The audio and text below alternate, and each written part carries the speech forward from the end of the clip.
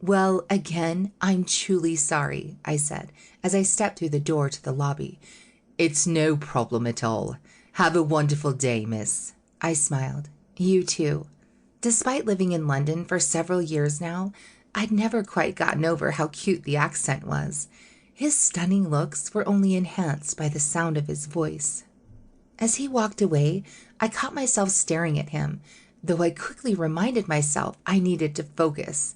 I had no time to get stuck on handsome British men. I had to figure out which room my interview was being held in. Even if I wasn't rushing off to a job interview, I would have never pursued a man like that anyhow. He was out of my league, and there wasn't really room in my life right now for dating.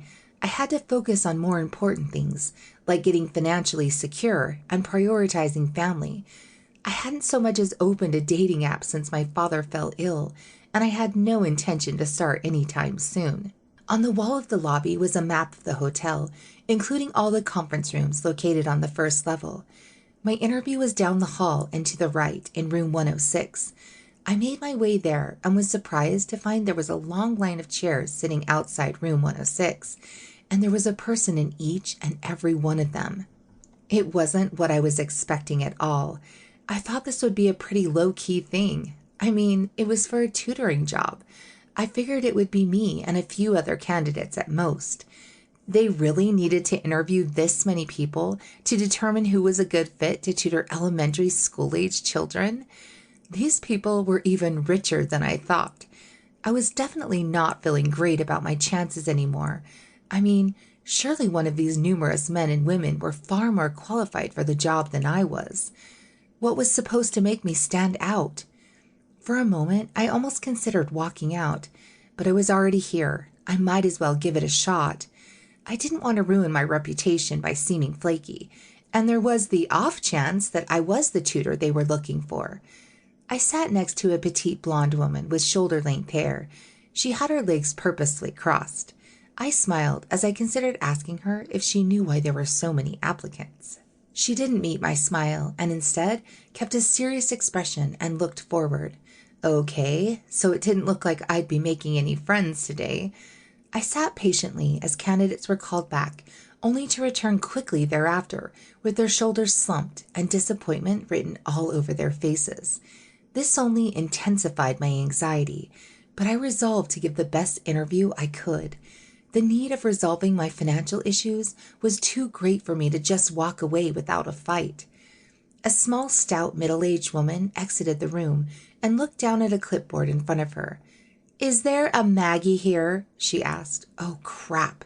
Me already? There was still a large line in front of me, and it didn't seem as though I'd been waiting very long. The air of doom circulated the hallway, but I gave fear an internal pep talk before standing tall and proud, shoulders back, straightened my skirt, and greeted the woman with a friendly smile. Like the woman I had sat next to outside, she didn't meet the smile, and instead retained a serious demeanor. I tried not to allow that to make me nervous, but it definitely did. I followed at a cautious distance to prevent any further mishaps, such as that of my arrival. She took a seat behind the long walnut table and motioned toward the chair across from her. I sat with my back ramrod straight, ankles crossed, and looked up at the woman and man who stared back at me. I let out an involuntary gasp before sucking the sudden anxiety in.